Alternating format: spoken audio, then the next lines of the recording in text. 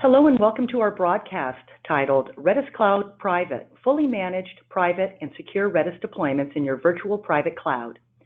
It's with great pleasure to introduce today's presenter, Kirk Kirkconnell, Senior Product Manager at Redis Labs. In this broadcast, we will look at how Redis Cloud Private makes it easy to set up, operate, and scale your Redis deployment. And Kirk will demonstrate how to get started with fully managed experience in your own virtual private cloud. Today's broadcast is being recorded. Following today's event, an email with a link to the recording will be sent to you for sharing with your fellow workmates. There is a question and answer feature in the control panel to post your questions. Questions will be answered in the order that they are received at the end of Kurt's presentation. And at the end of the broadcast, we will be raffling off 2 $100 Amazon gift cards. To be eligible, you must be present to win at the end of the recording. If your name is called, please post a note in the question and answer control panel.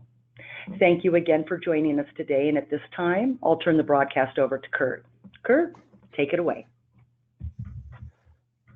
Good morning, good afternoon, and good evening, wherever you may be. Hi, my name is Kirk, and we're going to talk about Redis Cloud Private. So first, let's talk about the agenda. We're going to do a quick intro with Redis and what is Redis Enterprise, what is Redis Cloud Private, and then jump right into a demo where we actually get to create a subscription, create a database, talk about some sizing, connecting to the database, and calculating what your needs are when you actually go to create a Redis Cloud Private subscription and database instances. And then jumping right into some Q&A after that. So who we are, who's Redis Labs? So we are the home of Redis.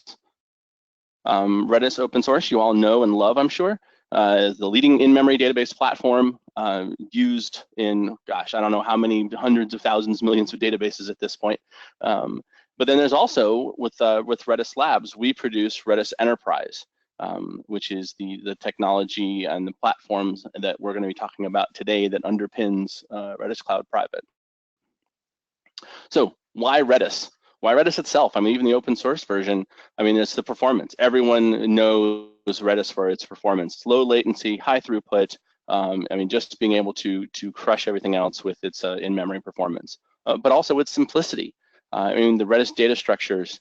I've worked at other NoSQL databases, and I mean, that's one of the things that everyone looks at with Redis and goes, man, I really love those data structures and really would like to have those. But also its extensibility. I mean, now as of last year, I mean, Redis can be extended to be able to add new modules, to add new functionality, new data types that it didn't have before, whether it be JSON, being able to do search, being able to do machine learning, lots of other functionality. You can out and find out on redismodules.com. So Redis Enterprise, I mean, what is Redis Enterprise? Why should it even be there? So it's the radical high availability that we deliver with the best performance, but also with a tremendous cost savings. HA and durability, I mean, with being huge. No longer do you have to manage how many of the processes do you have, how many Redis processes, how many shards, how many this, how many that. In the interface, you say how many you want of these things, and we manage all of what's going on underneath the hood of how many Redis processes there are going to be to meet your needs. And that's true whether it's regardless of how Redis Enterprise is deployed, whether it's on premise or in the cloud or managed or whatever. Redis Enterprise has that also with the active geo distribution with CRDTs, being able to replicate between data centers, between continents, if you need to, with Redis. That's sort of a unique feature with Redis Enterprise. And the robust security. I mean, we've added in the ability to have roles and users and groups and being able to connect to LDAP and things like that, so you can manage your Redis in your enterprise environment. But the performance at scale, I mean, I talked before about not having to worry about all the shards and things like that. When you need to add this stuff, when you need to add and have more, you get a message from the marketing team and a big event is coming in, and you need to be able to scale up the database to be able to handle that. You can add more incredibly easily you don't have to worry about managing all those different processes. But then also with the automation underneath of this, there's also the like I said, all of the creation of those processes is all done for you. You don't have to worry about it. And then there's the 24/7 support. But also one of the other big things I sort of left to last is the Redis on Flash. That's kind of a key feature for us, the key differentiator, in that you can now not just have a Redis database in memory, but now you can span between flash memory and RAM. And therefore, you can have far larger data sets at a far more cost-effective basis. So Redis Enterprise is a very fast-growing business. We have about 550,000 databases managed worldwide. For database as a service, we have 8,000 enterprise customers that are using Redis Enterprise in that configuration. Then we also have on-premise deployments and in-cloud deployments where people have taken Redis Enterprise software and used it in their own environments, and they manage it all themselves. We have about 200 enterprise customers for that. 6 of the top Fortune 10 companies, 3 of the top communications companies, 3 of the top credit card issuers, and 3 of the top 5 healthcare companies out there. So let's talk about Redis Enterprise Cloud itself. Let's get into the actual managed piece of it. So we have that true high availability of Redis Enterprise that I was talking about. Again, it's the same software underneath that we're deploying, whether we're managing it, whether you're managing it, it's the same software. But in this case, for Redis Cloud, it's managed in our infrastructure in your choice of public clouds. 24/7 monitoring and support. You get to call in, you get to call us if there's something is not working correctly, or you want to be able to do something, or you want to be able to add a feature or something like that. It's fully automated. You can have multiple databases, and there are no connection limits to be able to connect into this. Also, it's 100% compatible with Redis open source. If you have an existing application today and you want to be able to connect it up to Redis Cloud or Redis Cloud Private, all you have to do is change your connection string. You change the host and the port, and all of the different data types that you're used to, that you're using today, work.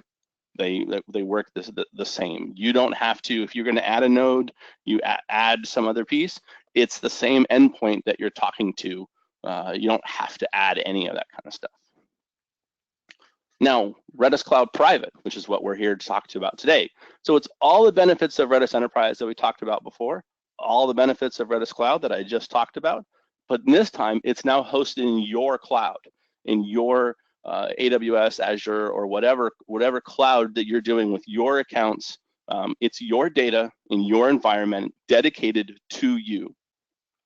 You specify the performance and throughput that your database needs, and we provision and manage all the infrastructure that's necessary to solve for that. If you change it at a later point, let's say I need to add a new database, or I need to up the amount of shards that I have, or anything like that, you just tell us, you just go into the UI, and which we'll look at here in a moment.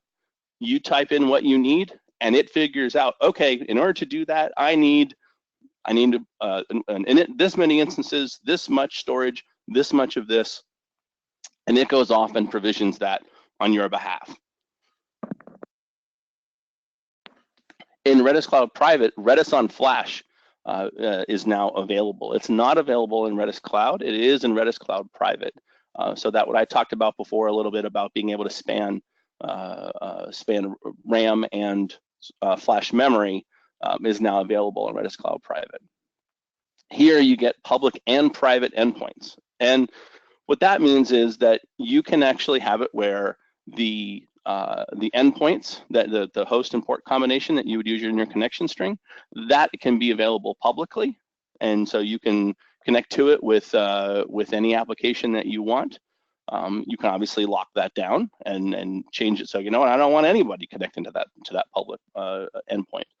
But you also now get private endpoints, and that means that you can have inside of your virtual private cloud, you can have it so that it can only be connected to from other virtual private clouds or within that virtual private cloud itself.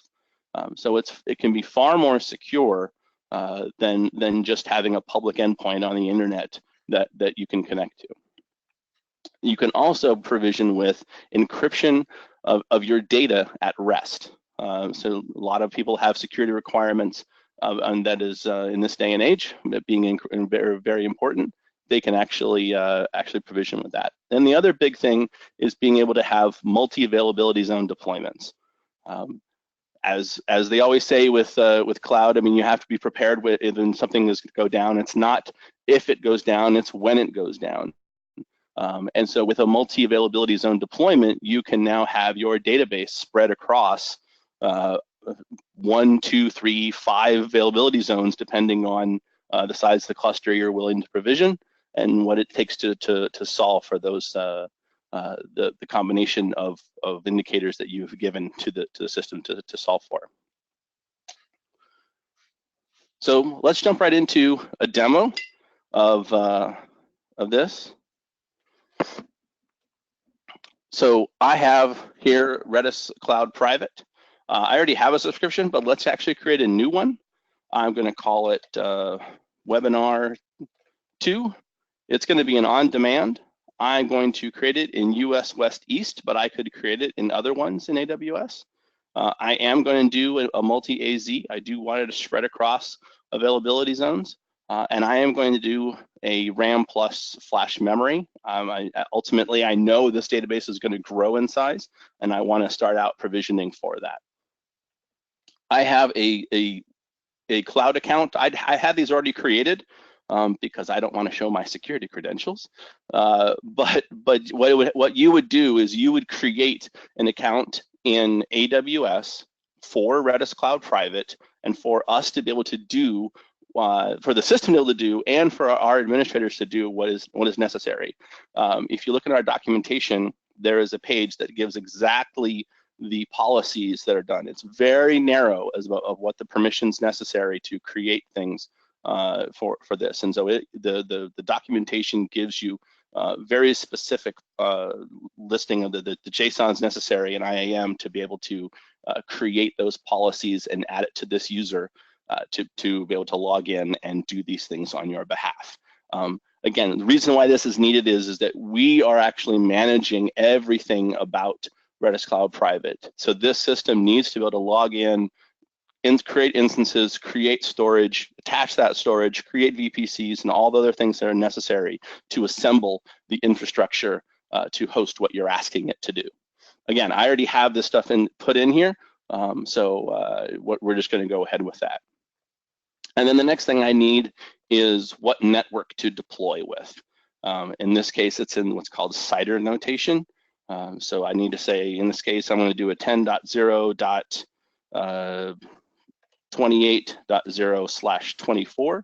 In our documentation, there's more about this, about CIDR notation, about what it is. But basically, I'm giving it what's called a Class C, or 256 IP addresses, to be able to say for this particular VPC in this network, what are the IPs on here, and what can I use for each node, each endpoint, and all those kinds of things. I'm just trying to define what the network should look like. In the advanced options, I can say what I want to do about availability zones. In this case, I have said I'm going to do a multi-AZ. If I felt like it, I could choose which availability zones I'm going to put to deploy this into. I don't have a preference in this case, so I'm not going to mess with that. For encrypted storage, this is that data security at rest. It's just a flip of a switch, and now my storage will be encrypted for my database. Again, I'm not going to mess with that for right now, but you could if that was something that you needed. So now I'm going to actually get into a sizing of a database. I'm going to create webinar DB1. I'm going to do it with Redis, though I could do memcached. I'm going to say it's going to be a 50 gig memory limit with 1,000. I want 1,024 because that's, I want it to be correct. Anyways, data persistence, I'm going to do append only files with fsync every 1 second. And I'm going to go, you know what, I'm going to have more ops per second than this. I want to do 15,000 ops per second. And for right now, I'm just going to create one of these databases. I could create more of them if I knew I needed to right at this moment, but I'm just going to create one. So you can see here's what it's going to be creating here for me. I'm going to hit continue. So now what it's doing behind the scenes is I've given it the parameters. I've given it the cloud that I want. I've given it all the things that I need to have about how many ops per second, RAM, this, that, and the other. It's going behind the scenes and going, okay, in order to solve for this, what do I need to create in this region for this environment? And you can see, here's all the criteria that I gave it. I needed multi-AZ, RAM plus flash, here's the cloud account I'm using, and then also here's the database it's going to be creating. And I'm going to be doing clustering, I need 6 shards, and here's how many instances, here's how much EBS volume I'm going to need, and then the Redis Labs pricing for this. In this case, I have a credit card already in here, but if you're going to go try this out, which I highly recommend, everyone is you can have a 14-day unlimited trial of Redis Cloud Private, and we'll look at that here in a moment as well. But in this case, I already have a credit card in here that I'm gonna use, and hit continue. So this is going to go off and deploy in the background, and like a cooking show, I am going to actually look at my subscriptions, and I already have one that's active. So again, I can see here, this is all the information that I gave it before. It's much similar to what I had showed you and what I had provisioned. But a couple of the key things here is now I have network cloud details. You can see the VPC ID. If you log into your AWS account, you'll see this VPC ID. It's out there. We're not provisioning anything funny or anything unique. It's all the components you're used to with AWS. Here's the subnet information. I could delete any of this, but I'm not going to right now. But also, I'm going to go look at my databases.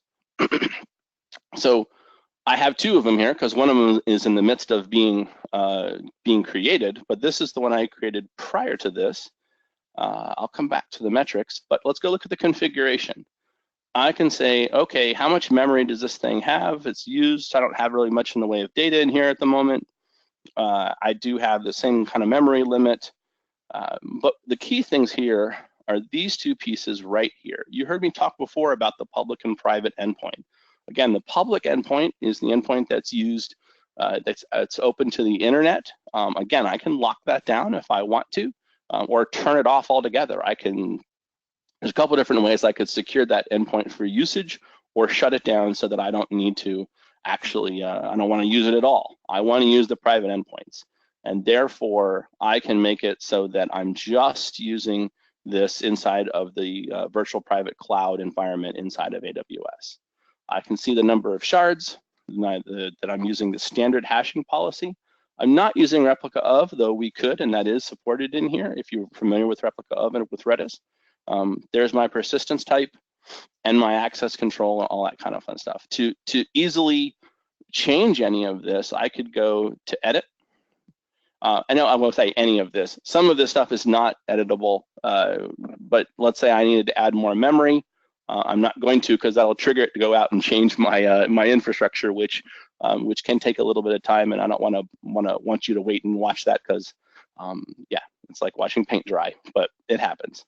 So, but I can go in, I can add a Redis password to this. I can add a source IP and subnet to this database, and I can add SSL client authentication to this database as well. But also, I have alert settings. I am going to turn on some more alert settings for this, and I can do a periodic backup. So this backup path, there's a little bit of setup you have to do in order to get the backup path to be correct.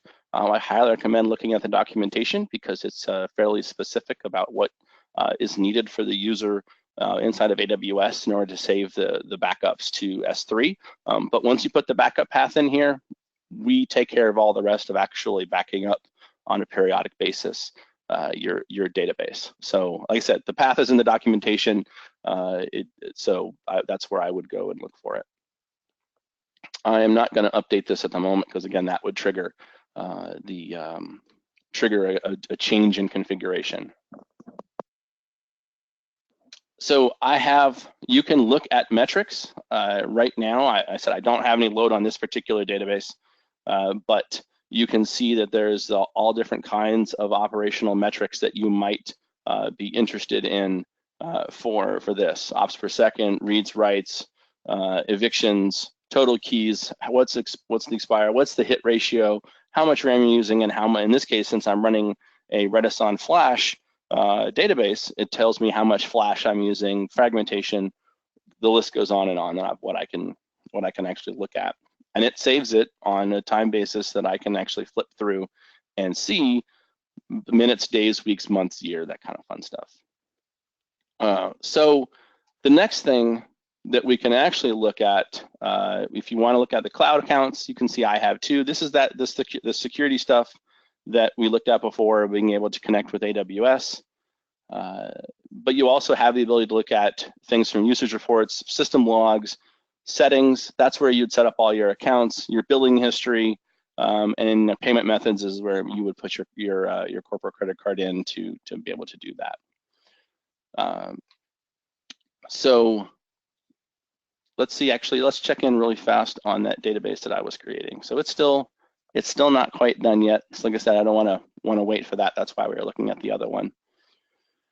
But the other thing I wanted to show is you can actually go onto our website and look at pricing and look at what it would cost to be able to host something in Redis Cloud Private. In this case, I'm going to say that it's a cloud AWS. I'm going to say in US West 2, which is Oregon in the United States. I'm going to say it's a RAM database. I want to do it by ops per second and on demand. And I put my information in here. It's going to be 10 gigabytes. Yes, I want replication, and 25,000 ops per second and only one database. I hit get price, and it's going to go in and again do that whole planning piece that tells me, okay, in order for this information, what's it going to look like? What is this infrastructure going to look like? And in this case, how much is it going to cost to be able to do this? And this is a pretty big, in order to do, this much data, we're going to have to do one M4 large and two M4 extra large and EBS storage. And here's your AWS pricing. There's your Redis Labs pricing. But let's actually go and look at Redis plus Flash, and let's look at 100 gigabyte. And normally, if you're going to do this with a Redis database, that's 100 gigs of RAM. That's going to be quite a big system to be able to do. And we're going to get the price on that. But normally, if you were to do this on just a pure RAM basis, this would even be a much, much bigger system to be able to handle that much RAM across the nodes to be able to do that. So here's a quick look at the documentation that's available to you to look up for Redis Cloud Private. I'm not going to flip through it, but you can go do that. To actually get to this and test everything out, you can go to our website, click on Getting Started, click on Redis Cloud Private, and go ahead and start creating your own account to be able to log in and use that 14-day trial. And let's me flip back to. So let's go for a quick recap of what we have talked about. So again, with Redis Cloud Private, you get seamless scaling and true high availability with Redis.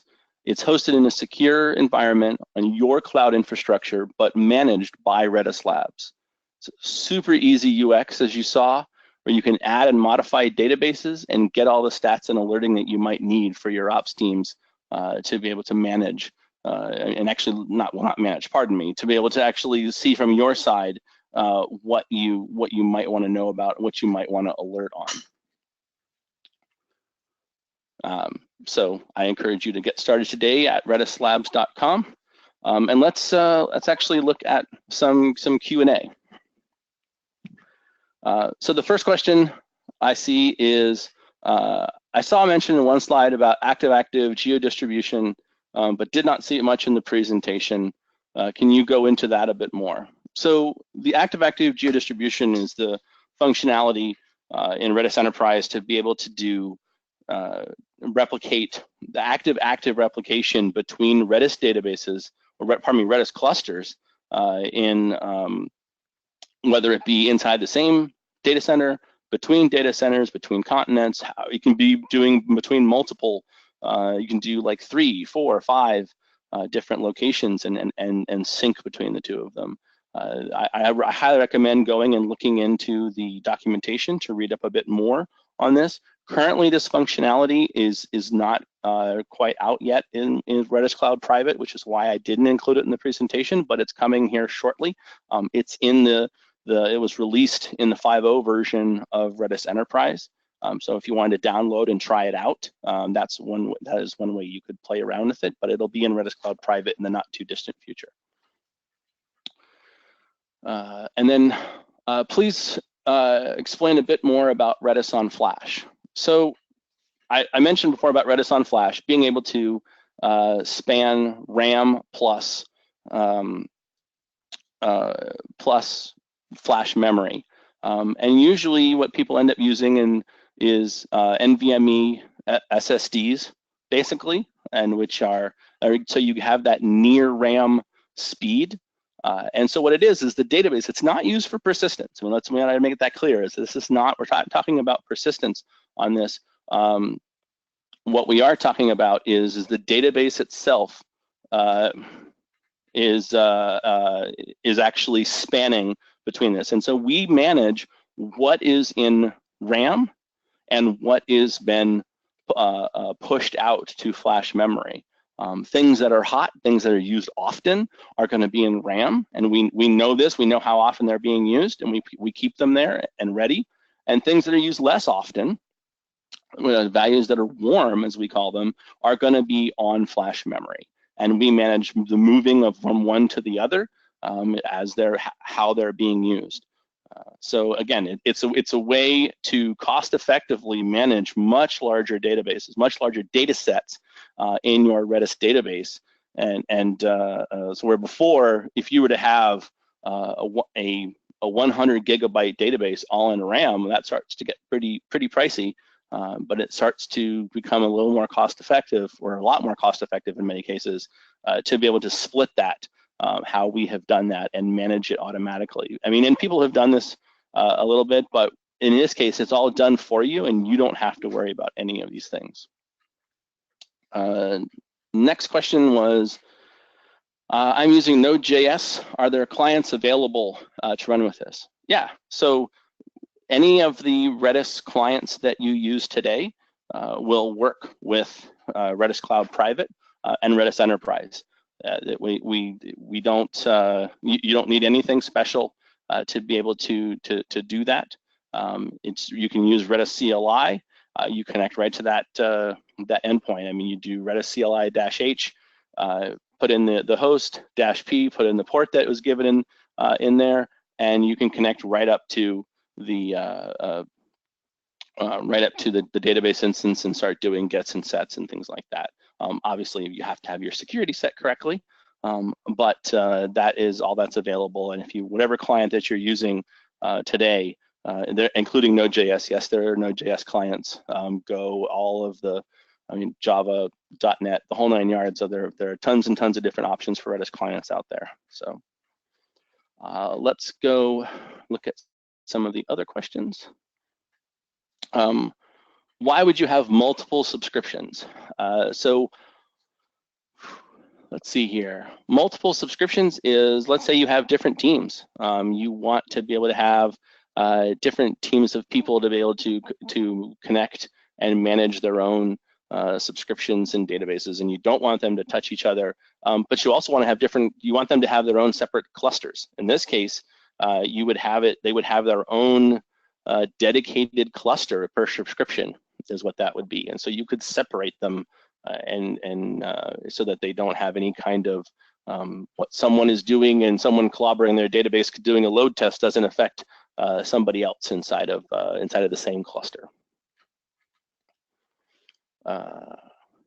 Does Redis Cloud Private ever start infrastructure without my knowledge? no, you have to tell, you saw the interface of me creating stuff. You have to tell it to change something, create something, do anything. If you don't, then we're not going to be doing that. I mean, we need to manage the infrastructure, but we're not going to just be wantonly creating things. But yeah, let me. Does Redis on Flash save your databases when your infrastructure restarts? So again, Redis on Flash is not about persistence. Persistence is something that is you saw me set where I was changing it to AOF fsync every 1 second. That is persistence. That's actually writing the data down to disk and persisting that database. Redis on Flash is purely about having the database, the Redis database, spanning RAM plus flash memory. So that your database spreads across those two technologies. Persistence is when it writes down to actual disk. And so that's why you'll see some places call it flash storage. Well, we don't, I mean, NVMe is typically flash memory because it is they're similar kind of, but when you get into NVMe, it was non-volatile memory if memory serves, then that is where you have the performance characteristics that are really close to RAM, and why you get into some of the, if you're going to use that and some higher performances, then you start getting into the instances like the i3 instances in AWS.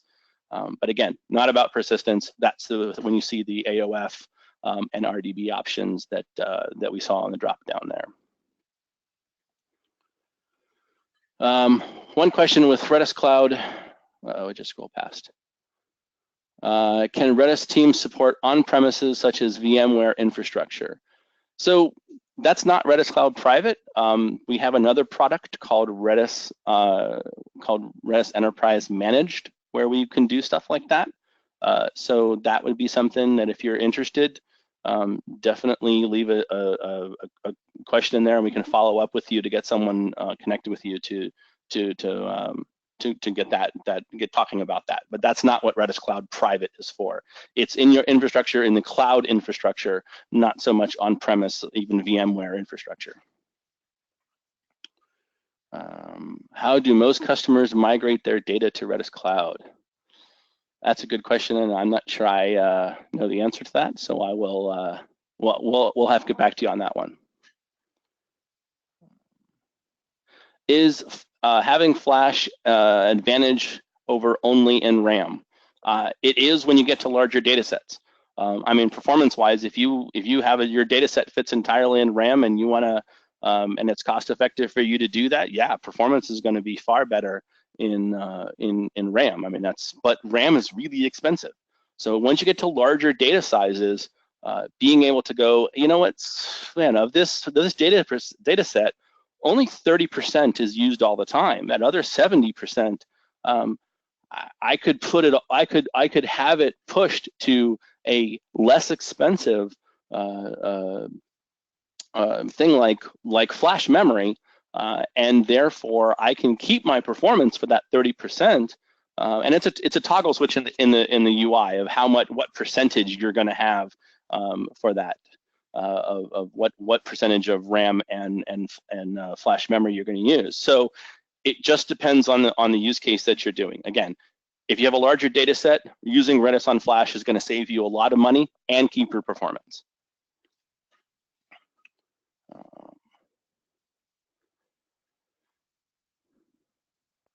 Does it have auto scaling on high traffic? I don't think so.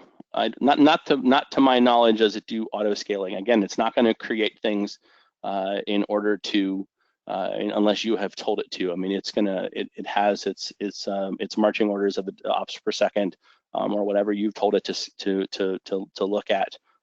So I don't think so, but we'll get back to you on that one. And with that, that's the end, and I will push it back to you, Sharon. Kurt, thank you. Great topic with a lot of interest and clearly terrific questions. So, okay, now it's time to give a shout out to our 2 raffle winners of the $100 Amazon gift card. All right, everyone ready?